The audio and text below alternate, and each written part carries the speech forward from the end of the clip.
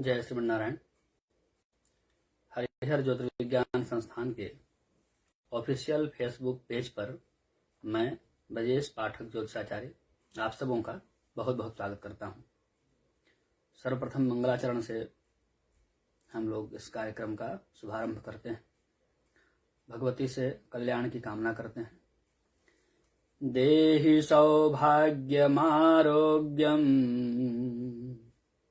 देहि मे परमं सुखं रूपं देहि जयं देहि यशो देहि द्विषो जहि। आप सब लोग इस लाइव सेशन से जुड़ जाएं। इस लाइव सेशन को जितना हो सके अपने फेसबुक मुखपृष्ठ पर शेयर करें, अपने मित्रों को भी आमंत्रित करें, क्योंकि आज के लाइव सेशन में हम लोग कल जो ग्रहण होने वाला है उसके संबंध में चर्चा करेंगे। साथ ही जितने भी प्रश्न उपस्थित हुए हैं, जितने भी प्रश्न मेरे पास आए हैं, उन सब का उत्तर भी हम लोग जानेंगे। तो यह जो लाइव हम लोग अभी कर रहे हैं यह बहुत ही उपादेय है और इससे जन सामान्य को ही लाभ होने वाला है।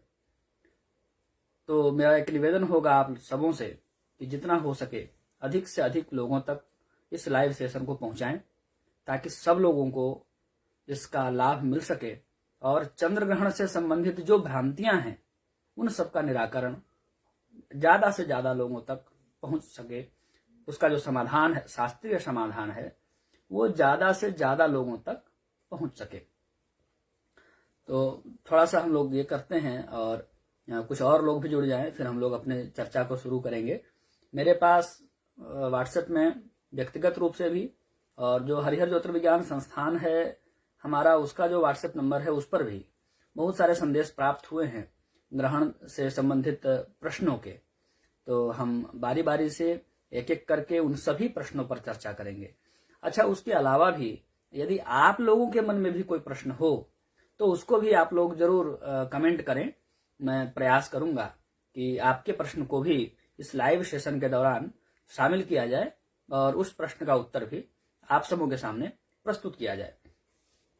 अच्छा, लाइव प्रारंभ करने से पहले मैं आप सबों को यह बताना चाहूंगा कि आज जो है नृसिंह जयंती है।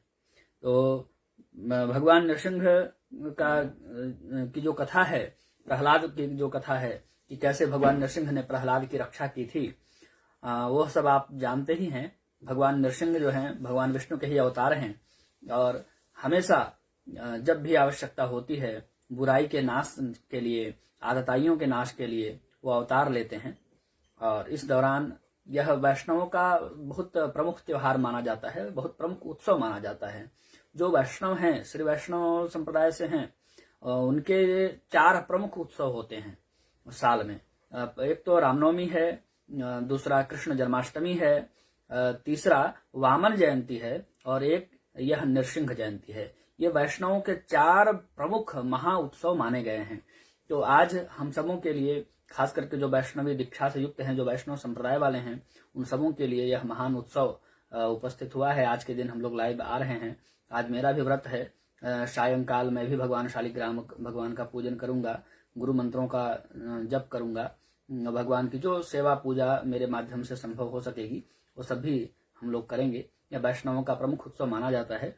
तो मैं इसकी भी आप सबों को अपनी ओर से शुभकामनाएं और बधाई देता हूँ। भगवान नृसिंह जो है आपके जीवन के विघ्नों का नाश करें और सभी प्रकार के विघ्नों से और आतताइयों से भी आपकी रक्षा करें। यह मेरी कामना आप सबों के लिए मेरी ओर से प्रस्तुत है। हाँ, प्रश्न आने शुरू हो गए हैं ग्रहण को लेकर के। अच्छा, इस बीच मेरे पास आपको बताने के लिए एक बहुत अच्छी खुशखबरी भी है। वो ये है कि हमारा जो संस्थान है हरिहर ज्योतिर्विज्ञान संस्थान, वो एक पुस्तक का प्रकाशन करने जा रहा है, जिस पुस्तक का नाम है धुरंधर संहिता। इस पुस्तक के रचयिता हैं श्री भागवतानंद गुरु जी और इस पुस्तक के संपादन आदि जो कार्य हैं वह मैंने संपादित किए हैं। इस पुस्तक का प्रकाशन हरिहर ज्योतिर्विज्ञान संस्थान कराएगी। उसका कुछ ये आप देख सकते हैं, हालांकि ये कैमरे में शायद उल्टा नजर आए, तो एक छोटा सा चित्र है, मैं दिखाने का प्रयास कर रहा हूँ, ये शायद आपको उल्टा दिखेगा। मैं इसके बारे में भी थोड़ी बहुत जानकारी आप सबों के साथ साझा करूंगा फेसबुक पर अलग से एक छोटा सा पोस्ट तैयार करके। और बहुत प्रसन्नता होती है कि कोई नया कार्य इस समाज के लिए और बहुत उपादेय कार्य इस समाज के लिए कुछ यदि हम कर पाते हैं। तो यह ग्रंथ ऐसा है कि इस ग्रंथ को सब लोगों को पढ़ना चाहिए। इसमें इतने सारे विषय हैं और सामान्य जीवन कैसे जिया जाए उस संबंध में इतनी सारी बातें हैं कि पढ़ करके मन बहुत उल्लसित हो जाता है। तो अभी तो हम लोग ग्रहण की चर्चा के लिए उपस्थित हुए हैं, तो अपनी चर्चा को हम लोग आगे बढ़ाते हैं। बहुत सारे लोग हमारे साथ जुड़ चुके हैं, तो अब हम लोग इस चर्चा को आगे बढ़ाएंगे और जैसे जैसे प्रश्न आता गया है उन सभी प्रश्नों को उसी तरह से बारी बारी से हम लोग उठाएंगे। मैं पुनः आप सबों से निवेदन करना चाहता हूं, यह ग्रहण से संबंधित बहुत ही महत्वपूर्ण चर्चा हम लोग करने जा रहे हैं। तो जितना हो सके आप इस लाइव को अधिक से अधिक शेयर करें और अपने मित्रों को भी इसमें जोड़ें, ताकि समाज में अधिक से अधिक भ्रम का, शंकाओं का निवारण किया जा सके। तो इसमें जो सबसे पहला प्रश्न आया है कि मेरे से ही इन्होंने परामर्श लिया था और ये पूछना चाह रहे हैं कि मेरे सपात चंद्र दोष जो आपने बताया था, तो ग्रहण के दिन इसके लिए कोई उपाय किया जा सकता है क्या? तो सबसे पहले हम लोग जान लेते हैं कि भाई ये जो ग्रहण है उसका क्या हिसाब किताब है, कब तक रहेगा, क्या रहेगा, है ना, और कहाँ दृश्य है, नहीं है। हालांकि इस संबंध में अपने संस्थान के YouTube चैनल पर एक वीडियो मैंने बनाकर डाला हुआ है। तो कल जो है चंद्र ग्रहण है, कल चंद्र ग्रहण है और सब लोग जानते हैं कि पूर्णिमा के दिन ही चंद्र ग्रहण होता है। पूर्णिमा के दिन ही चंद्र ग्रहण क्यों होता है? क्योंकि पूर्णिमा के दिन ही सूर्य और चंद्रमा दोनों एक सीध में आ जाते हैं। होता क्या है कि पृथ्वी का जो छाया है, पृथ्वी का जो प्रकाश है, तो सूर्य से प्रकाशित होकर के पृथ्वी भी प्रकाशित हो रही है। सूर्य का प्रकाश पृथ्वी पर पड़ रहा है तो पृथ्वी भी प्रकाशित हो रही है। उसके कारण क्या होता है कि पृथ्वी के पृष्ठभाग में पृथ्वी की छाया बनती है और उसी पृथ्वी की छाया में जब चंद्रमा प्रवेश करता है तो चंद्र ग्रहण होता है। तो यह छाया भी दो प्रकार से पड़ती है। आप इसको समझने के लिए एक देख सकते हैं कि किसी भी चीज की छाया पर आप विचार कर सकते हैं कि जो छाया बनती है वो दो प्रकार से बनती है। एक बहुत ही गहरी छाया बनती है और एक धूमिल सी छाया बनती है। तो जो गहरी छाया है उसको प्रच्छाया कहते हैं और जो धूमिल छाया बनती है उसको उपज छाया कहते हैं।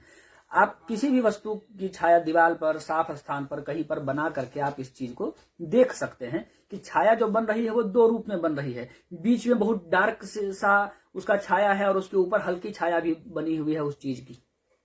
ये जो डार्क शेड है ना, इसी डार्क शेड को एक तरह से ज्योतिषीय भाषा कह लीजिए तो उसमें प्रच्छाया कहा जाता है। और ये जो हल्की छाया ऊपर से एक लेयर, हल्का लेयर छाया का बन रहा है उसको उपज छाया कहते हैं। तो प्रच्छाया में जब चंद्रमा प्रवेश करेगा, पृथ्वी की प्रच्छाया में जब चंद्रमा प्रवेश करेगा तब ग्रहण होगा। ये सबसे प्रमुख बात है चंद्र ग्रहण के लिए। तो चंद्र ग्रहण का जो सामान्य सिद्धांत है हम सब लोग जानते हैं कि चंद्रमा पृथ्वी की छाया में जाएगा तो ग्रहण होगा। इसमें जो विशेष बात है वह मैंने बताया कि छाया भी दो प्रकार से बनती है। एक छाया पूरा बनेगा, उसी पूरे छाया के बीचों बीच में बहुत ज्यादा डार्क, एकदम बिल्कुल ब्लैक डार्क शेड में छाया बनती है, प्रच्छाया। तो उस प्रच्छाया में प्रवेश होने पर ग्रहण माना जाता है, इसी को ग्रहण कहते हैं। अब कहेंगे कि बहुत बार ऐसा होगा कि छाया, मान लीजिए पृथ्वी गोल है, इतनी बड़ी है, उसकी छाया इतनी बड़ी बनेगी, बीच में डार्क शेड बनेगा, इस बीचों बीच से जब चंद्रमा गुजरेगा तो ग्रहण होगा। लेकिन इस डार्क शेड के ऊपर भी तो छाया बन रही है, हल्की छाया, और चंद्रमा ऐसे गुजर गया तो चंद्रमा यदि ऊपर से गुजर गया, चंद्रमा यदि प्रच्छाया से नहीं उपज छाया से गुजर गया तो उसको उसकी ग्रहण मान्यता नहीं है। उस संबंध में किसी प्रकार का सूतक इत्यादि मान्य नहीं है। उसके संदर्भ में किसी भी प्रकार का सूतक नहीं बताया गया है। क्यों नहीं बताया गया है? क्योंकि उसमें चंद्रमा का ग्रास होता ही नहीं है। ग्रास मान पूछेंगे कितना ग्रास हुआ? कोई ग्रास नहीं। तो जब चंद्रमा का ग्रास ही नहीं हुआ तो ग्रहण कैसा?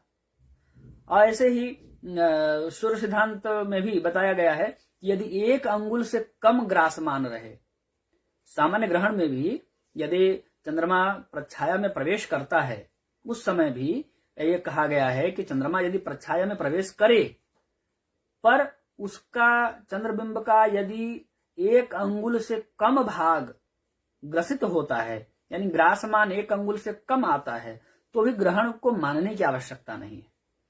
तो जहां 1 अंगुल तक का जो ग्रहण है वो मान्य नहीं है, वहां उपच्छाया वाले ग्रहण को कौन मानेगा भाई?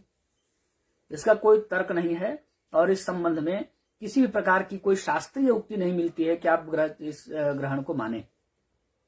आजकल अपने आप को आधुनिक दिखाने के चक्कर में कि मैं ज्यादा मुझे ज्ञान है, मैं बहुत आधुनिक हूं, मैं बहुत एडवांस हूं, मैंने उपच्छाया ग्रहण को भी जान लिया है, इस चक्कर में बहुत सारे जो लोग हैं वो एक मोटिव अपना एक हल्ला मचाए हुए रहते हैं कि भाई ग्रहण है, ग्रहण है, ग्रहण है, इस तरह की। पिछले वर्ष भी ऐसा हुआ था कि 2 उपच्छाया ग्रहण लग रहे थे और 1 ग्रहण लग रहा था। तो इन दोनों उपच्छाया ग्रहण और इस ग्रहण को लेकर के उन्होंने पूरा हल्ला मचाया कि अब तो 3 ग्रहण हो गए हैं, ऐसा होगा वैसा होगा, बहुत बड़ी बड़ी बातें हुई। लेकिन जो कुछ हुआ, किसी भी बात को किसी भी चीज से नहीं जोड़ा जा सकता है। ऐसा नहीं है कि पिछले वर्ष या इस वर्ष जो है परेशानियां नहीं आई हैं, उत्पात नहीं हुए हैं, पर जो उत्पात हुए हैं उसके लिए सूर्य ग्रहण अकेले जिम्मेदार है। वह जो सूर्य ग्रहण हुआ था वह स्वयं ही इतना भीषण हुआ था कि संसार में कई स्थानों पर उत्पात मचाने के लिए काफी था। इस संबंध में मैंने ग्रह राशि नामक जो संस्थान का हमारा वेबसाइट है उसमें पूरा लेख लिख करके प्रस्तुत किया हुआ है। आप सब जाके देख सकते हैं कि जो सूर्य ग्रहण पड़ा था वह कितना भीषण था और उसके प्रभाव क्या क्या हो सकते हैं समाज में, कहाँ कहाँ किन किन क्षेत्रों में उसका क्या क्या असर दिखाई पड़ेगा, वह सब कुछ उसमें बताया गया था। उसको आज भी जाना जा सकता है, पढ़ा जा सकता है, देखा जा सकता है। इसके बाद 397 सालों के बाद 397 सालों के बाद शनि और गुरु का ग्रह युद्ध हुआ था। यह शनि और गुरु का ग्रह युद्ध दिसंबर में हुआ था। स्वयं यह ग्रह युद्ध का ही जो फल है वह संसार में उत्पात मचाने के लिए पर्याप्त है और इसके संबंध में भी बहुत विस्तृत शोध लेख मैंने अपने संस्थान की वेबसाइट पर डाला हुआ है। तो इन सब चीजों के जो कुफल हैं उनको न ग्रहण करके, उनको न बता करके ये हल्ला मचाना कि भाई उपच्छाया पड़ा था, 3 ग्रहण पड़ा था, देखो इतना उत्पात मचा है, ऐसा हो गया है, वैसा हो गया है, यह सब करना अशास्त्रीय कार्य है। इससे शास्त्र के मर्यादा की हानि होती है। होता क्या है कि आजकल ज्यादातर पंचांग जो बनते हैं उसमें ग्रहण आदि की गणना के लिए जो बारीक गणना है, ग्रहण आदि की जो गणना है, उसके लिए लोग मौसम विज्ञान विभाग से संपर्क करते हैं और कलकत्ता मौसम विज्ञान विभाग के द्वारा या अन्य भी जो प्लानिटोरियम हैं उनके द्वारा इस ग्रहण संबंधी जो गणना है वह पंचांगकारों को प्राप्त होती है। तो उनको जो कुछ प्राप्त होती है उनका कार्य धर्मशास्त्र को चलाना नहीं है। हम पंचांग का प्रयोग क्यों करते हैं? हम पंचांग का प्रयोग करते हैं धर्मशास्त्रीय कार्यों को पूरा करने के लिए। और जो प्लानिटोरियम वाले हैं, जो वैज्ञानिक हैं, जो खगोलविद हैं, वो पंचांग का प्रयोग क्यों करते हैं? अच्छा, जो मौसम विज्ञान विभाग वाले हैं वो पंचांग का प्रयोग क्यों करते हैं? उनको धर्मशास्त्र से कोई मतलब नहीं है, कोई लेना देना नहीं है। उनको आकाशीय घटनाओं से लेना देना है। आकाश में घटने वाली हर छोटी और हर बड़ी घटना पर नजर रखना, उसको देखना और समझना, यह उनका कार्य है। आकाश की घटनाओं पर नजर रखना, उनको देखना और उनका समझना, यहां तक उनका कार्य सीमित है।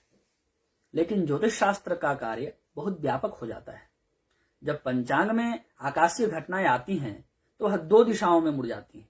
एक ज्योतिषीय दिशा है, जिस दिशा में यह चिंतन किया जाता है कि इस प्रकार की जो घटना घट रही है उसका इस समस्त भूमंडल पर, इस मानव जाति पर और समस्त जीव जंतुओं पर क्या प्रभाव होगा।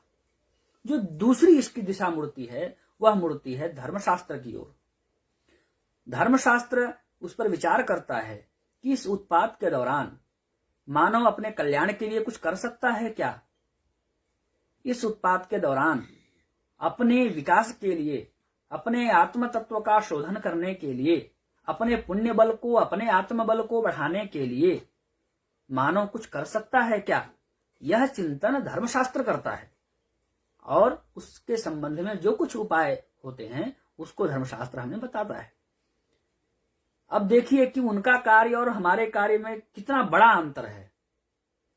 वो उनका कार्य ऑब्जर्वेशन तक सीमित है, उनके कार्य की दिशा अलग है, उद्देश्य अलग है। हमारा कार्य की जो दिशा है, हमारे कार्य का जो उद्देश्य है, वो दोनों अलग अलग है। हमारे पास वह कार्य दो भागों में विभाजित हो रहा है, धर्मशास्त्रीय विभाग में और फलित शास्त्रीय विभाग में। इन सब बातों को, इन सब अंतरों को समझना चाहिए। अब उन स्थानों से जब लोग लेकर के आते हैं ग्रहण के अगणित, उसमें लिखा रहता है मानव ग्रहण, उपज छाया ग्रहण, तो फिर खूब हल्ला होता है, भाई देखो हम तो बहुत टेक्निकल हैं, हम तो बड़े वैज्ञानिक हैं, हमने बड़ी तरक्की कर ली है, जो किसी को नहीं मालूम है वो मुझे मालूम है। तो इस तरह की बातें करते हुए, हल्ला मचाते हुए और स्वयं जो है अपनी प्रसिद्धि के लोलुपता में इस तरह के बहुत सारे कार्य बहुत जनों के द्वारा किए जाते हैं, और यह सब देख करके बड़ा क्षोभ भी होता है। ग्रहण के संबंध में, यह जो कल ही ग्रहण लगने वाला है, इसके संबंध में भी मैं जब वीडियो बना रहा था तो उससे पहले मैंने सोचा कि भाई यूट्यूब पर सर्च कर लिया जाए कि किस किस प्रकार की वीडियो उपलब्ध हैं। तो वीडियो के नाम सुनिए। 26 मई को पड़ने वाले ग्रहण के बाद कौन बनेगा करोड़पति। ध्यान से जाने, ध्यान से देखें, किस राशि वालों के खुलेंगे भाग्य, किस राशि वालों की लगेगी लॉटरी। ज्योतिष लॉटरी लगाने वाला और ये सब करने वाला तो चीज है नहीं। और ऐसा कब हुआ है कि ग्रहण पड़े और कोई करोड़पति बन गया हो? ऐसा कुछ है क्या कि ग्रहण पड़ने से अपने आप कोई करोड़पति हो जाता है? किसी की किस्मत फूट जाती है? ग्रहण का प्रभाव पड़ता है, उसका अध्ययन भी होना चाहिए, लेकिन इन सब चीजों की जो मार्केटिंग की जा रही है, मार्केटिंग वाले तरीके से इन सब चीजों को जो प्रस्तुत किया जा रहा है, उसका जो तरीका है, उसमें मैं ये कहना चाहूंगा कि जो मार्केट की वस्तुएं हैं, जो खरीदने बेचने से संबंधित वस्तुएं हैं, मार्केटिंग को वहीं तक सीमित रखना चाहिए। जिन चीजों के प्रति, जिन बातों के प्रति, जिन तथ्यों के प्रति हमारी आस्था जुड़ी हुई है, एक जनमानस का मानसिक संबंध जुड़ा हुआ है, और वो केवल मानसिक संबंध नहीं बल्कि परंपरागत संबंध जुड़ा हुआ है, तो इन सब तथ्यों का प्रस्तुतिकरण शास्त्रीय तरीके से होना चाहिए, शोध के तरीके से होना चाहिए, और हमारी जो भारतीय शैली रही है, पारंपरिक शैली रही है, उस संबंध में होना चाहिए। यह मेरा सबसे निवेदन है, और अन्य लोगों से भी मैं निवेदन करना चाहूंगा कि आप लोग भी इसी तथ्य को पर अपने विषय को, अपने मन मस्तिष्क को और अपने विचारों को दृढ़ करें कि शास्त्रीय जो विषय हैं उनको हम शास्त्रज्ञों से सुनेंगे और शास्त्र से सुनेंगे। बहुत लोग कहते हैं कि अरे शास्त्र तो पुराने जमाने के हो गए, नए में पढ़ो, शास्त्र को मत पकड़े रहो, ऐसे ढोल मत बने रहो। तो शास्त्र से बाहर कुछ भी नहीं है। वेदादि शास्त्रों में जितने भी तथ्य लिखे गए हैं, उन सब पर आज तक पूरा शोध नहीं हो पाया है। आजकल नई चीजें उभर कर आती हैं, ऐसा नहीं है। हम प्रयोग करते हैं रिसर्च शब्द, रिसर्च मतलब पहले से जो सर्च किया हुआ है उसका दोबारा से अनुसंधान। तो मनुष्य की जो एक क्षमता थी प्राचीन काल में और मनुष्य की आज जो क्षमता है, उसमें एक बहुत बड़ा फर्क आया है। आज मशीनों की क्षमता बढ़ गई है और मनुष्य की क्षमता घट गई है, ये एक बड़ा अंतर है। इसलिए जो शास्त्रीय तथ्य हैं उनको शास्त्रीय शैली में ही उनका प्रस्तुतिकरण हो, शास्त्रीय शैली में ही उनका पालन हो और शास्त्रीय शैली में ही उनका प्रचार प्रसार हो, यह पहली बात है। अब ग्रहण के संबंध में एक चीज और जानना बहुत आवश्यक है कि चंद्र ग्रहण, कई लोग पूछते हैं कि चंद्र ग्रहण कहां कहां दिखेगा, चंद्र ग्रहण कैसे दिखता है, क्या है, कैसे होता है, वह तो मैंने बता दिया। अब ये समझिए कि चंद्र ग्रहण ऐसा है, पड़ता किससे है, होता किससे है, पृथ्वी की छाया से होता है। चंद्र ग्रहण पृथ्वी की छाया में जब चंद्रमा आता है तब चंद्र ग्रहण होता है। पृथ्वी की छाया कहां बनती है, किस वृत्त में बनती है? पृथ्वी अपने वृत्त में भ्रमण कर रही है और भ्रमण करते हुए उस सूर्य की परिक्रमा भी कर रही है और अपने अक्ष में भी घूम रही है। तो यह जो पृथ्वी एक वृत्त में घूमते हुए सूर्य की परिक्रमा कर रही है, इसी वृत्त में पृथ्वी की छाया पड़ेगी, इसी वृत्त के इर्द गिर्द पृथ्वी की छाया पड़ेगी।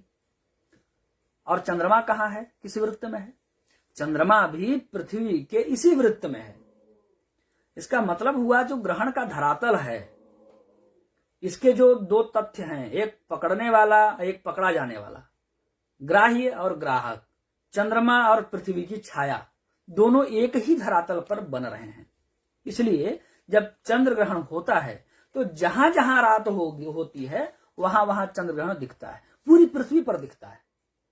अगर चंद्र ग्रहण हुआ किसी भी दिन तो उस समय जहां जहां रात होगी वहां वहां ग्रहण दिखेगा।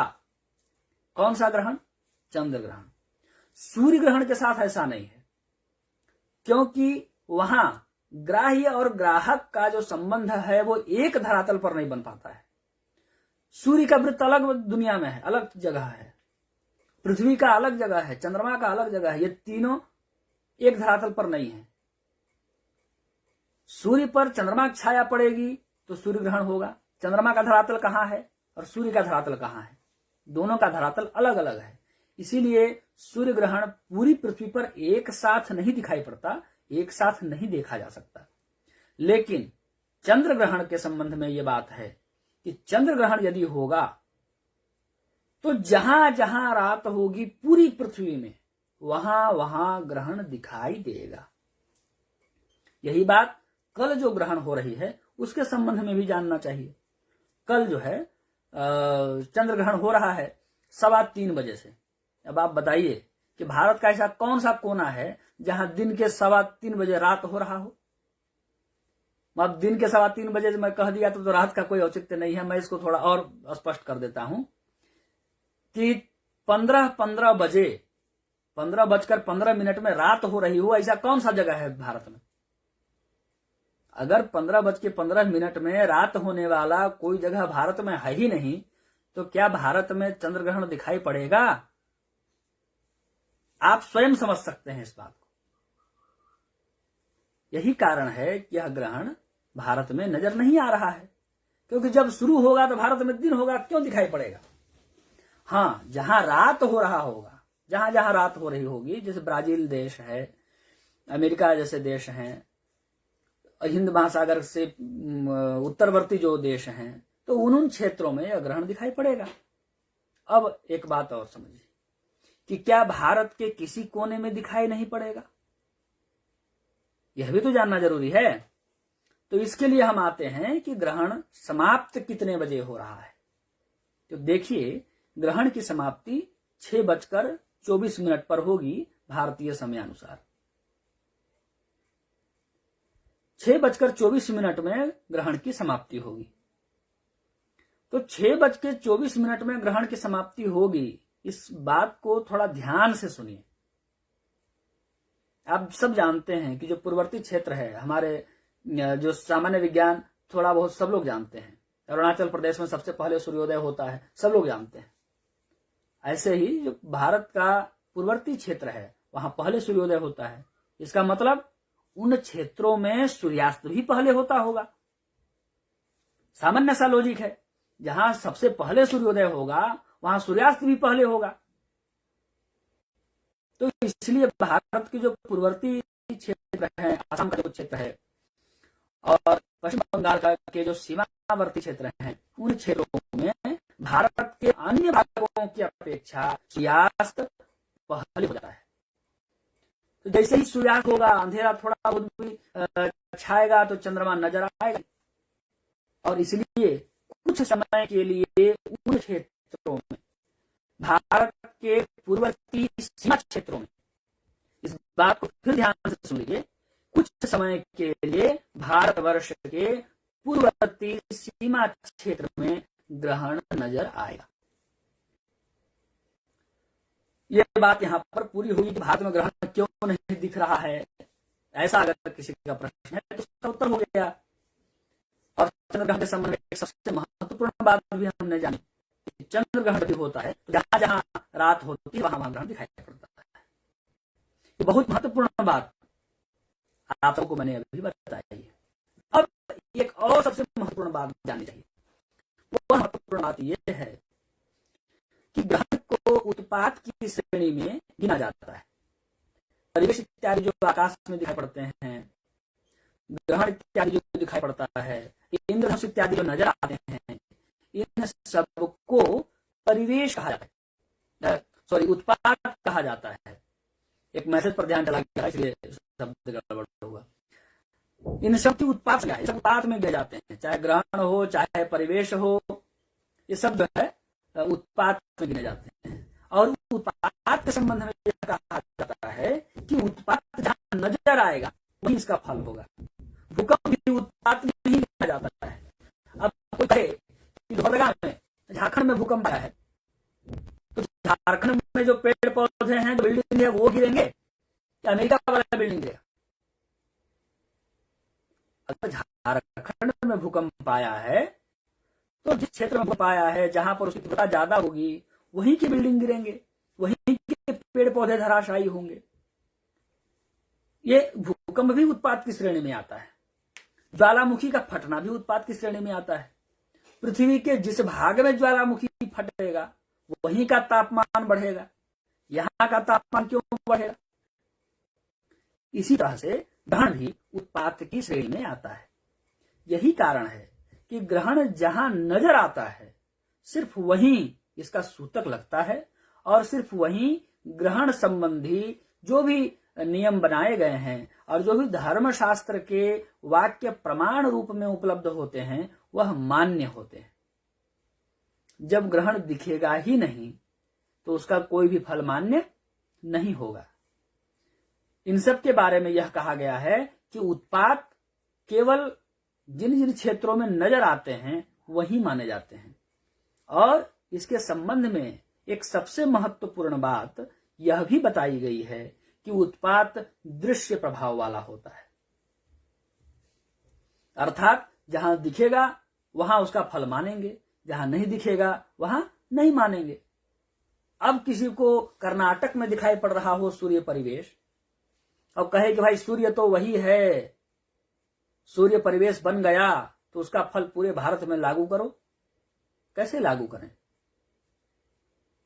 हमारे क्षेत्र में नहीं दिखेगा तो उसका फल हमारे क्षेत्र में लागू नहीं होगा। इसका उदाहरण भी एक ले लीजिए। अगर हमारे क्षेत्र में बादल है और मेरे क्षेत्र के बादल ने सूर्य को ढक लिया, तो निश्चित है कि मेरे क्षेत्र में प्रकाश कम हो जाएगा। अब मेरे क्षेत्र में चूंकि प्रकाश कम हो गया है तो मैं कह दूं कि पूरे पृथ्वी पर सूर्य का प्रकाश आज कम रहेगा, पूरे पृथ्वी पर सूर्य का तापमान आज इतना ही रहेगा, पूरी पृथ्वी पर आज इतना ही उजाला रहेगा, क्योंकि मुझे सूर्य आज ठीक से नहीं दिख रहा है, मेरे क्षेत्र में सूर्य को बादल ने ढक लिया है। तो यह भी एक प्रकार का उत्पात है। इसलिए उत्पात के संबंध में यह कहा गया कि उत्पात दृश्य प्रभाव वाला है। उत्पात जहां नजर आता है, उत्पात जहां दिखाई पड़ता है, उत्पात का फल वहीं पर होता है, उत्पात का फल उसी क्षेत्र में माना जाता है। तो ग्रहण भी एक प्रकार का उत्पात है, और इसलिए ग्रहण के संबंध में चाहे वह बात सूतक की हो या ग्रहण के संबंध में जो बात हो, ग्रहण के संबंध में मंत्र सिद्धि की बात हो, सूतक की बात हो या गर्भिणी स्त्रियों से संबंधित जो बात हो, वह सभी बातें उन्हीं क्षेत्रों में लागू होंगी जिन क्षेत्रों में ग्रहण नजर आ रहा है। जिन क्षेत्रों में ग्रहण नजर नहीं आ रहा है उन क्षेत्रों में कोई भी नियम लागू नहीं होंगे। और यही कारण है कि उपछाया ग्रहण की भी ग्रहण मान्यता शास्त्रकारों ने कहीं नहीं दी है, क्योंकि उस ग्रहण को देखा ही नहीं जा सकता है। इवन आप टेलीस्कोप भी लगाएंगे ना तो भी आप पकड़ नहीं पाएंगे कि भाई इसमें ग्रहण लगा है। तो जब दिखाई ही नहीं पड़ रहा है तो कैसे माना जाए? उसके लिए बहुत बारीक ऑब्जर्वेशन की आवश्यकता है, बहुत ज्यादा बारीक, तब जाके वो थोड़ा बहुत समझ आता है। दृश्य प्रभाव न होने के कारण उपछाया ग्रहण को नहीं मानते हैं, और किसी भी शास्त्र में उपछाया ग्रहण से संबंधित कोई भी प्रमाण उपलब्ध नहीं है। अब हम लोग आते हैं आप लोगों के प्रश्नों पर। इस पर बहुत सारी चर्चाएं हो गई हैं। अब जो चर्चाएं होंगी वो आप लोगों के प्रश्नों के आधार पर होंगी। तो इसको आगे बढ़ाते हुए आप लोग यदि कोई प्रश्न पूछना चाहते हैं तो आप भी इस कमेंट में अपने प्रश्न डाल सकते हैं। मैं आपके प्रश्नों को भी अपने इस लाइव सेशन के दौरान सम्मिलित करूंगा और हम लोग उन प्रश्नों का भी उत्तर जानने का प्रयास करेंगे। एक प्रश्न आया है कमलेश कुमार जी के द्वारा। उन्होंने पूछा है कि जहां ग्रहण नहीं दिखाई देता वहां के लोगों के जीवन में कोई प्रभाव पड़ता है क्या? इस संबंध में मैंने उत्तर दे दिया है कि ग्रहण जो है वो दृश्य प्रभाव को धारण करता है, और केवल ग्रहण ही नहीं बल्कि जितने भी उत्पात हैं, ज्योतिष शास्त्र में जितने भी उत्पात बताए गए हैं, इंद्रधनुष है, भूकंप है, ज्वालामुखी का फटना है, ग्रहण है, दोनों ही ग्रहण, सूर्य ग्रहण, चंद्र ग्रहण, ये दोनों ही ग्रहण, परिवेश है, ये सभी उत्पात की श्रेणी में आते हैं। और इन सभी उत्पातों का प्रभाव उन्हीं क्षेत्रों में फलीभूत होता है जिन क्षेत्रों में यह स्पष्ट रूप से नजर आते हैं। स्पष्ट रूप से नजर आएंगे तभी प्रबल फल होगा। एकदम धूमिल, एकदम बिल्कुल पता ही नहीं चल रहा है, समझ में ही नहीं आ रहा है, तो ऐसे में उनका प्रभाव वैसा ही होगा जैसा वो नजर आ रहा है। एकदम धूमिल, एकदम पता नहीं चलने वाला प्रभाव, तो एकदम पता नहीं चलने वाले प्रभाव की कहां गणना है। अब हम दूसरे प्रश्न पर आते हैं।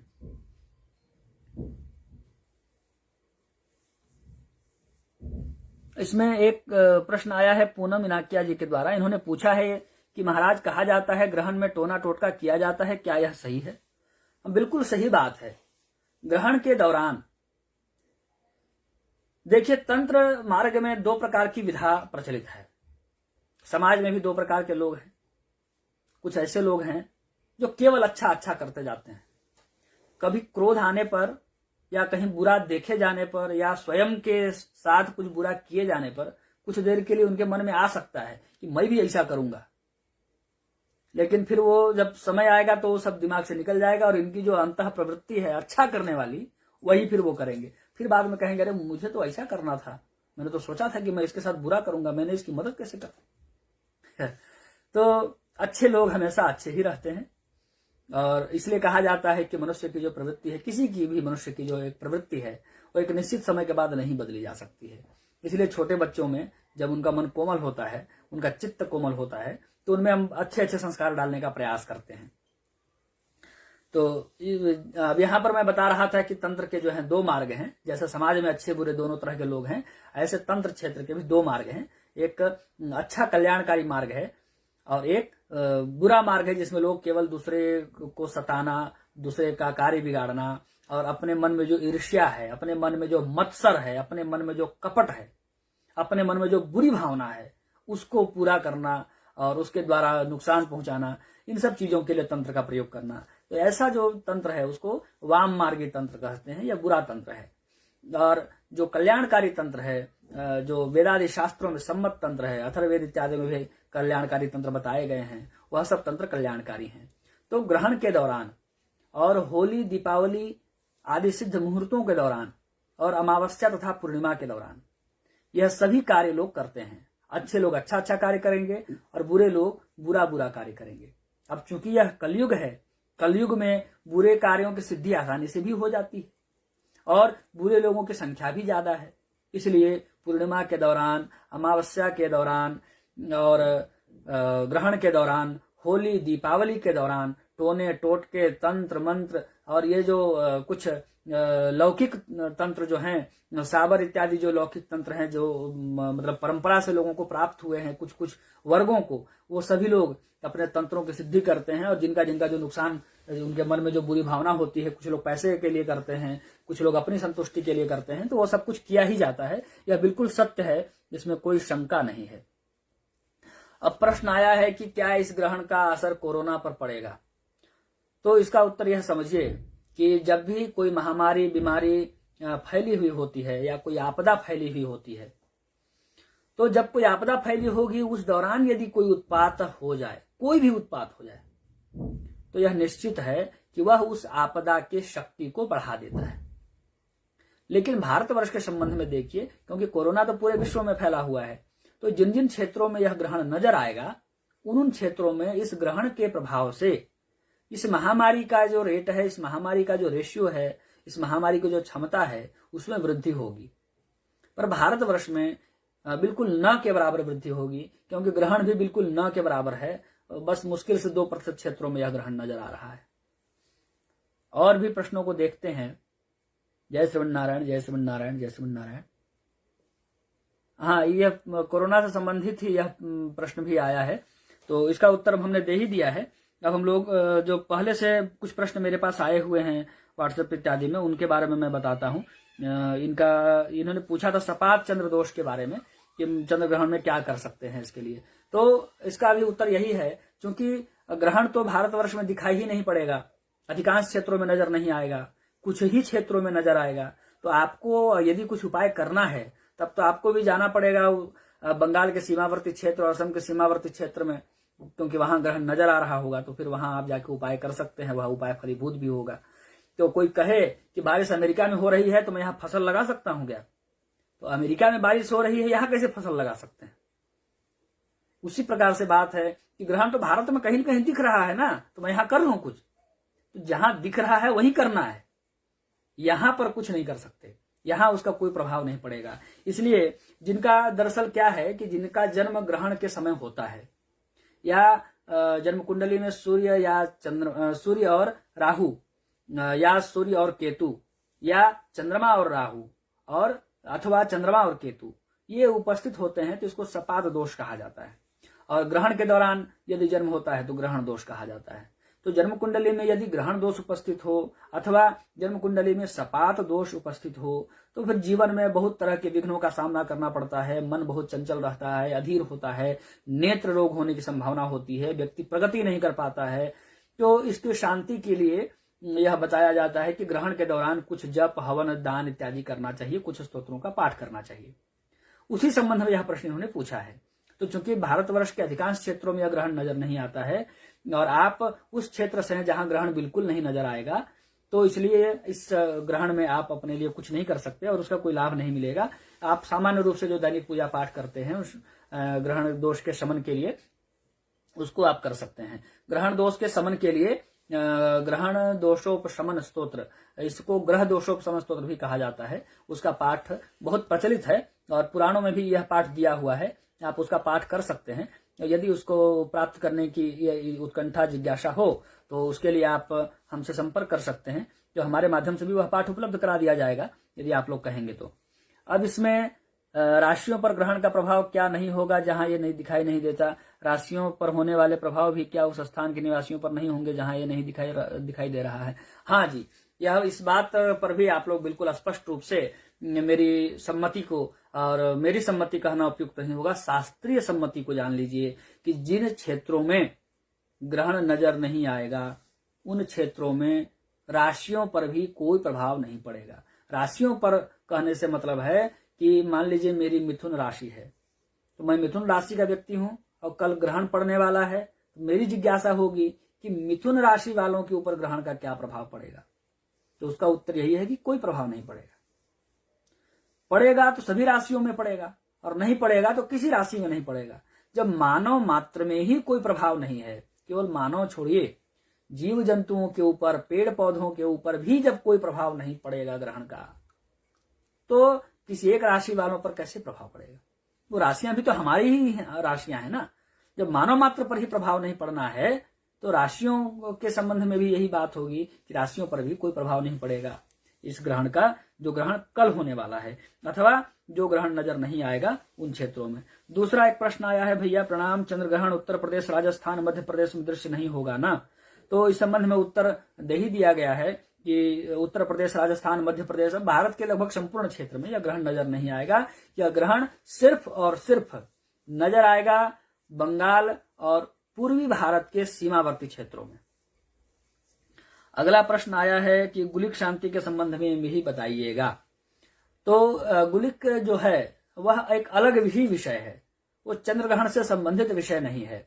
तो इस चर्चा के दौरान हम इस प्रश्न को शामिल या सम्मिलित नहीं कर सकते हैं। पुनः इसका सम्मिलन एक गुलिक से संबंधित ही कभी एक हम लोग बना लेते हैं, क्योंकि बहुत लोगों ने पूछा भी था कि महाराज आप बहुत बार अपने फलादेश में गुलिक का प्रयोग करते हैं, इसका हमने नाम ही नहीं सुना है, कहीं नवग्रहों का ही केवल नाम सुना है, गुलिक क्या है उसके बारे में बताइए। तो कई लोगों की जिज्ञासाएं हैं। तो यदि आप सब लोग तैयार हों, आप सबकी जिज्ञासा हो और आप सबकी इच्छा हो, तो किसी दिन इस विषय पर भी लाइव सेशन कर लिया जाए और वीडियो इत्यादि माध्यम से भी बना करके यह प्रयास किया जाएगा और उस दौरान इस तरह के जो प्रश्न हैं गुलिक से संबंधित उसको भी सम्मिलित कर लिया जाएगा। अगला प्रश्न है कि गर्भवती स्त्रियां क्या करें। यह प्रश्न 3 लोगों ने पूछा, लगातार भेजा हुआ है। तो गर्भवती स्त्रियों के संबंध में मेरा फिर उससे वही उत्तर होगा, क्योंकि ग्रहण भारतवर्ष में दृश्य नहीं है और आप ऐसे क्षेत्रों में हैं जहां ग्रहण बिल्कुल नजर नहीं आएगा, कुछ देर के लिए भी नजर नहीं आएगा, इसलिए बिल्कुल घबराने की आवश्यकता नहीं है। गर्भवती स्त्रियों को चिंता करने की किसी भी प्रकार की आवश्यकता नहीं है। ग्रहण से संबंधित दोष बिल्कुल नहीं होंगे।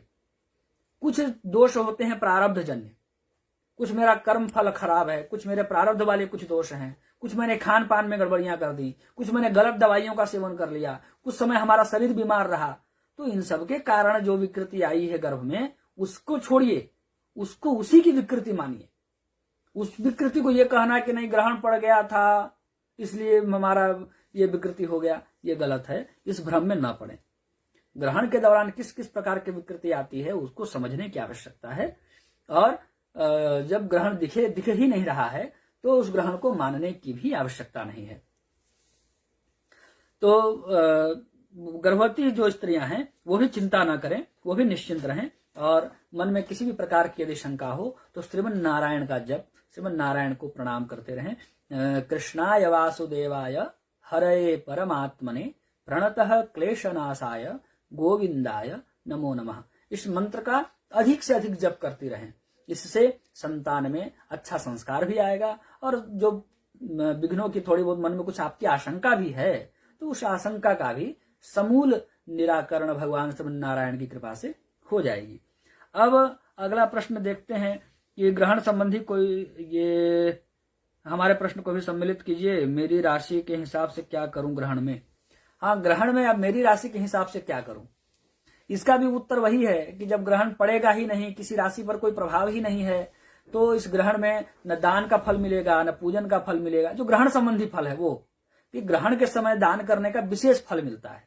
तो वह जो लालसा है कि ग्रहण पड़ रहा है मैं कुछ दान करूं और विशेष फल प्राप्त करूं, वह विशेष फल, मैं जप करूं और ग्रहण पड़ रहा है तो विशेष फल प्राप्त करूं, वह विशेष फल इस ग्रहण के दौरान नहीं मिलेगा। इसलिए प्रत्येक राशि वालों को उपाय बताने की आवश्यकता नहीं है, और प्रतिदिन जो दैनिक पूजन आप लोग करते हैं वह कीजिए। कल पूर्णिमा है, पूर्णिमा को स्नान करने से, दान करने से विशेष फल मिलता है, तो पूर्णिमा वाला जो फल है उसको आप लोग प्राप्त कीजिए। प्रातः काल तीर्थ आदि क्षेत्रों में स्नान करिए, जो कुछ दान संभव है वह दान करिए। कुछ गौ सेवा कर सकते हैं तो गौ सेवा करिए, देवताओं की सेवा कीजिए, द्विज की सेवा कीजिए। तो इस प्रकार से जो पूर्णिमा का जो लाभ है, कल वैशाख पूर्णिमा है, उसका लाभ आप लोग ले सकते हैं, उसका लाभ लीजिए। और ग्रहण वाला लाभ जब ग्रहण होगा तभी वो प्राप्त हो सकता है। फिर जो है प्रश्न आया है कि रांची में मान्य है कि नहीं। तो इस बात को मैंने कई बार दोहरा दिया है कि रांची में भी यह ग्रहण मान्य नहीं होगा। फिर है कि चंद्र ग्रहण का सबसे प्रमुख लाभ और हानि क्या है। किसी भी उत्पाद का कोई भौतिक लाभ नहीं होता है। इस प्रश्न का सबसे पहला उत्तर है किसी भी उत्पाद का भौतिक लाभ नहीं होता है, भौतिक हानि ही होती। हाँ, अब लाभ की बात जब हम आते हैं तो आध्यात्मिक लाभ होगा। जैसे चंद्र ग्रहण के दौरान मंत्र जप किया जाए तो वह मंत्र जप ज्यादा फलदायी होगा। चंद्र ग्रहण के दौरान यदि हवन किया जाए तो वह हवन ज्यादा फलदायी होगा। चंद्र ग्रहण के दौरान कुछ दान इत्यादि किया जाए तो वह दान ज्यादा फलदायी होगा। चंद्र ग्रहण के दौरान तीर्थ स्नान किया जाए तो तीर्थों में किया हुआ वह स्नान बहुत ज्यादा फल देने वाला होगा। यह सब कुछ बातें हैं। तो कोई भी यदि उत्पात होता है तो उसका ज्यादातर भौतिक रूप से नुकसान ही होता है। कुछ एक ही ऐसे उत्पात हैं जिनके कारण थोड़ा बहुत कुछ लाभ कभी कभार हो जाया करता है, लेकिन उसमें भी हानि की प्रतिशतता अधिक होती है। अच्छा, दूसरा प्रश्न है कि चंद्रमा से किस प्रकार हम अपरिमित ऊर्जा ग्रहण कर सकते हैं। तो इसके लिए यह एक बहुत ही गंभीर प्रश्न है ज्योतिष शास्त्र का, और आप सबों को इसका उत्तर ध्यान से सुनना चाहिए। जो लोग ज्योतिष शास्त्र का अध्ययन करते हैं, जो लोग ज्योतिष शास्त्र से जुड़े हुए हैं, उन सबको सुनना ही चाहिए। और जो लोग ज्योतिष शास्त्र से नहीं भी जुड़े हुए हैं, एक सामान्य ह्यूमन बीइंग है, उनके लिए भी यह प्रश्न बहुत ज्यादा फलदायी है। आप इस बात पर गौर कर सकते हैं, आजमा सकते हैं। संसार में जितने भी धर्म हैं, संप्रदाय हैं, उन सभी लोगों ने अपने नियमों में, अपने अनुशासन में, अपने धर्म कृत्यों में चंद्रमा को विशेष महत्व दिया है, विशेष स्थान दिया है। और हम भी जो तिथि को महत्व देते हैं, और तिथि बनता किससे है? चंद्रमा से बनता है। पंचांग में जो 5 चीजें हैं ना, कौन कौन सा? तिथि, वार, नक्षत्र, योग और करण। तिथि किससे बनता है? चंद्रमा और सूर्य की दूरी से तिथि बनता है, वहां चंद्रमा का बहुत बड़ा महत्व है। फिर देखिए, वार में चंद्रमा का सोमवार जो पड़ता है उसमें विशेष महत्व है ही, पुनरावृत्ति आती ही है। बाकी ग्रहों की अपेक्षा वार में चंद्रमा का विशेष महत्व नहीं हो रहा है, तिथि में हुआ। अब देखिए वार के बाद नक्षत्र। जो नक्षत्र शब्द हम पूछते हैं कि आज कौन सा नक्षत्र है, कल कौन सा नक्षत्र होगा, ये फला कार्य किस नक्षत्र में करें, तो उन सभी के लिए चंद्रमा का ही नक्षत्र देखा जाता है। क्योंकि आकाश में तो 27 नक्षत्र 24 घंटे विद्यमान है, हमेशा विद्यमान है। फिर हम कैसे कहते हैं कि आज अश्विनी नक्षत्र है? जब हम ये कहते हैं कि आज अश्विनी नक्षत्र है, उसका मतलब ये होता है कि आज चंद्रमा अश्विनी नक्षत्र में नजर आ रहा है। चंद्रमा के नक्षत्र को बताते हैं। तो देखिए नक्षत्र का कितना बड़ा प्रभाव पड़ा, चंद्रमा का कितना बड़ा प्रभाव हमारे जीवन पर पड़ा। तीसरा, योग पर आइए कि जो नित्य योग बताए गए हैं, आनंद आदि और विष्कुंभ आदि 2 प्रकार से जो नित्य योग बताए गए हैं, उनमें भी चंद्रमा का बड़ा महत्व है। सूर्य का और चंद्रमा का, दोनों का उस योग में बड़ा महत्व है। और फिर जो करण, 5वां जो पंचांग का हिस्सा है करण, उस करण में, वह करण तो तिथियों के आधे भाग को ही कहते हैं। तिथियां चंद्रमा के सहयोग के बिना बन ही नहीं सकती हैं। तो करण में भी चंद्रमा का महत्वपूर्ण रोल हो गया। यही कारण है कि पंचांग में जो 5 चीजें सम्मिलित की गई हैं, उसमें से 4 चीजों पर चंद्रमा का डायरेक्ट हस्तक्षेप है, सबसे ज्यादा हस्तक्षेप है। तो समझिए कि चंद्रमा के प्रभाव को कितने बारीकी से हमारे ऋषि मुनियों ने अनुभव किया। और जब भी हम किसी अच्छे कार्य को करने जाते हैं या किसी अच्छे कार्य के लिए कुछ विचार करते हैं मुहूर्तों का, तो उनमें सबसे ज्यादा महत्व हम चंद्रमा का देते हैं। शिव जी की प्राण प्रतिष्ठा करना है, शिववास देखना है, किसका महत्व है? तिथियों का महत्व है। कौन सी तिथियों का? शुक्ल पक्ष और कृष्ण पक्ष की तिथियों का महत्व है। तो तिथियां तो बनेंगी ही नहीं चंद्रमा के बिना, और शुक्ल पक्ष और कृष्ण पक्ष भी चंद्रमा के बिना नहीं बनेगा। तो समझिए कि चंद्रमा का कितना बड़ा महत्व है। फिर हम कहते हैं आज चैत्र मास है, वैशाख मास है। क्या कैसे चैत्र और वैशाख हो जाता है? जिस महीने की पूर्णिमा के समय चंद्रमा चित्रा नक्षत्र में होता है, उस महीने को चैत्र मास कहते हैं। जिस महीने के पूर्णिमा के दौरान चंद्रमा विशाखा नक्षत्र में होता है, उसको वैशाख मास कहते हैं। चैत्र, वैशाख, ज्येष्ठा नक्षत्र में होगा तो ज्येष्ठ मास कहेंगे, पूर्वाषाढ़ा में होगा तो आषाढ़ मास कहेंगे, श्रवण नक्षत्र में होगा तो श्रावण मास कहेंगे। अब देखिए ये महीनों से आप जुड़े हुए हैं कि नहीं जुड़े हुए हैं? चंद्रमा का साक्षात प्रभाव आपके जीवन में पड़ रहा है कि नहीं पड़ रहा है?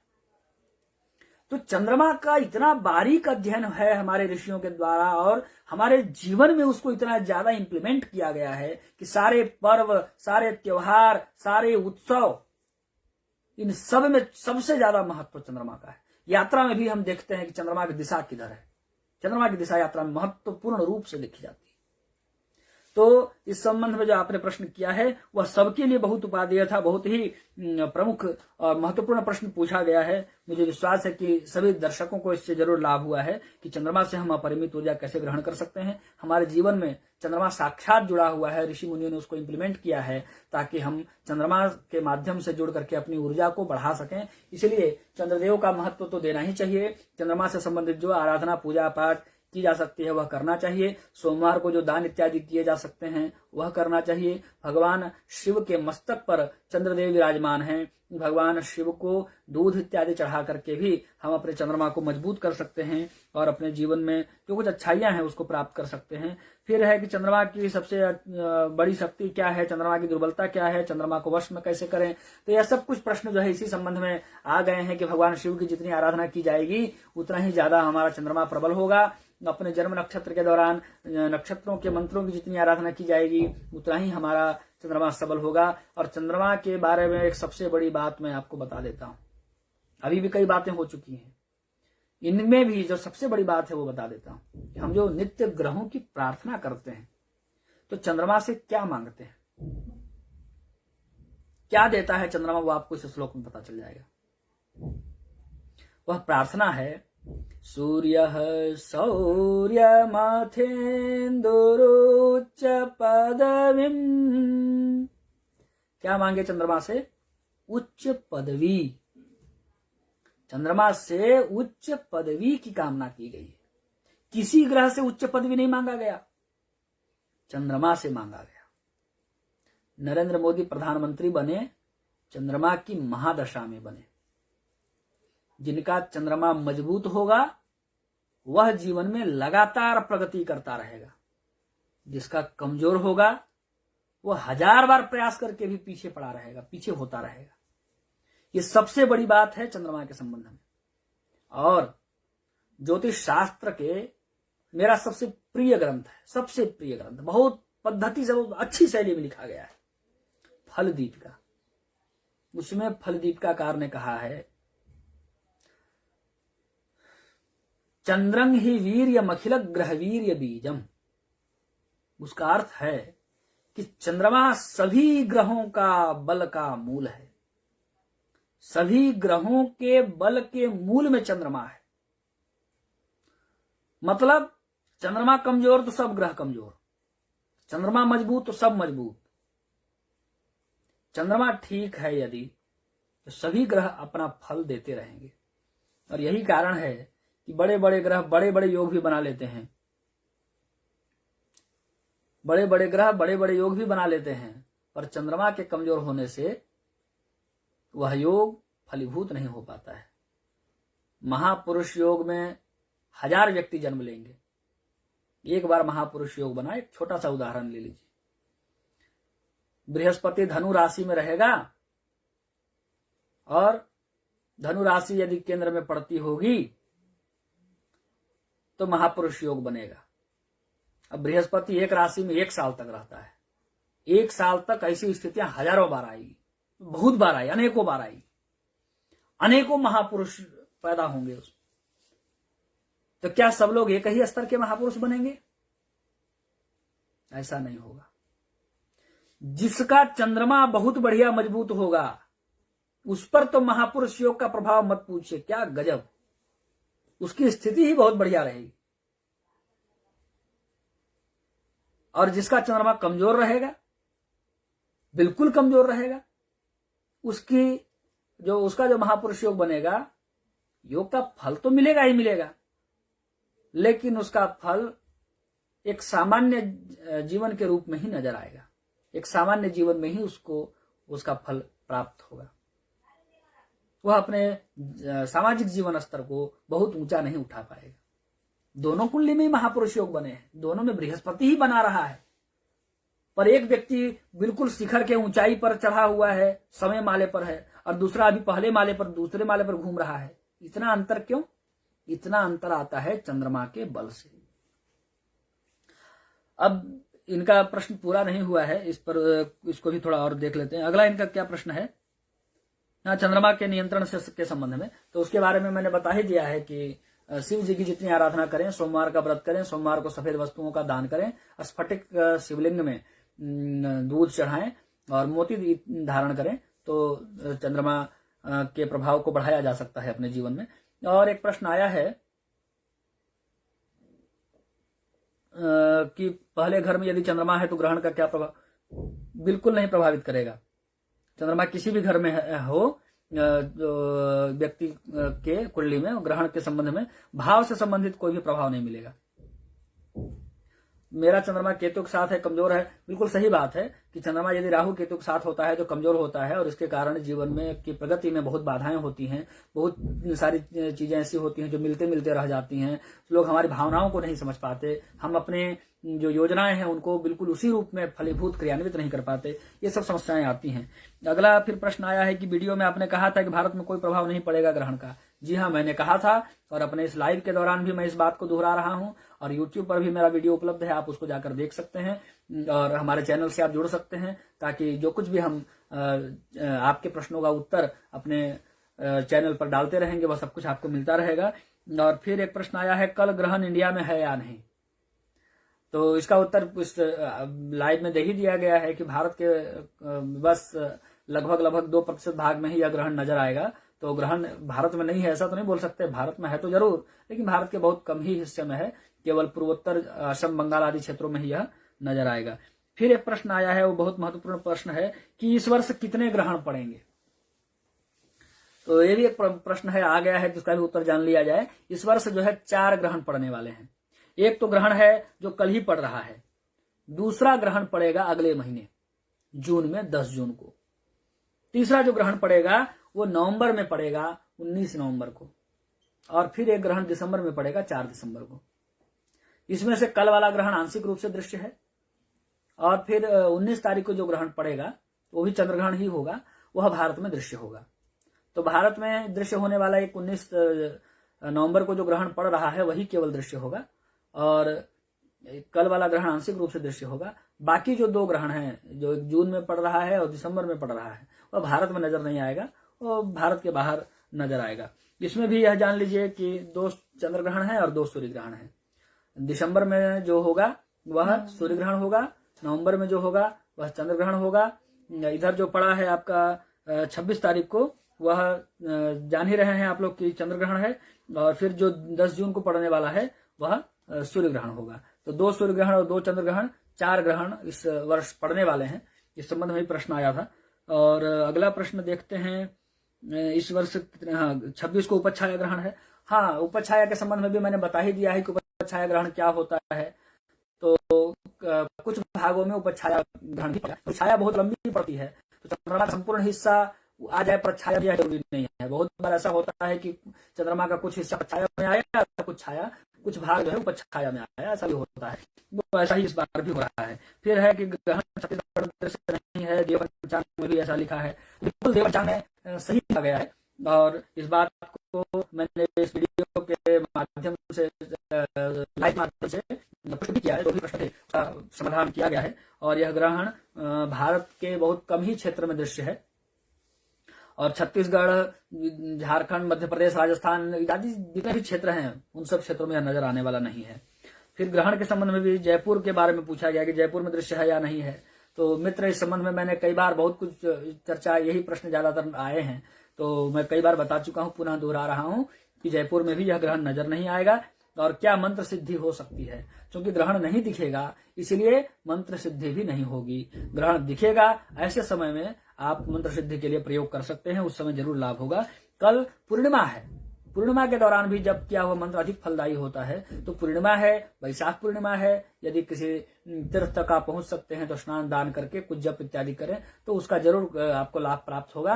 ग्रहण संबंधी जो फल अधिक मात्रा में मिलते हैं उस लाभ की आशा न करें, वह कल मिलने वाला नहीं है। और फिर मिथुन राशि के संबंध में पूछा गया है कि मिथुन राशि पर इसका क्या प्रभाव पड़ेगा। तो इस संबंध में चर्चा कर चुके हैं कि ग्रहण चूंकि भारतवर्ष में दृश्य नहीं है, इसलिए भारतवर्ष में जो हम लोग हैं, तो जिनकी भी जो भी राशि है, किसी भी राशि के ऊपर ग्रहण पड़ने का या ग्रहण होने का कोई प्रभाव पड़ने वाला नहीं है। इसीलिए किसी भी YouTube वीडियो और इस सब के चक्कर में ना आए, और इस तरह के किसी भी अतार्किक अशास्त्रीय बातों के जाल में न फंसें और इन पर विश्वास न करें। जो शास्त्रीय तथ्य हैं उनको स्वीकारें, शास्त्रों को शास्त्रीय रूप में स्वीकारें, मेरा यही निवेदन है। और मैं आशा करता हूं कि इस लाइव सेशन के दौरान आप सबों की जिज्ञासाओं का समन हुआ होगा, और इस लाइव सेशन के दौरान आप सबों ने बहुत कुछ सीखा और जाना होगा। अगली बार फिर किसी नए विषय के साथ आप सबों के पास मैं उपस्थित होऊंगा। तब तक जय श्री नारायण।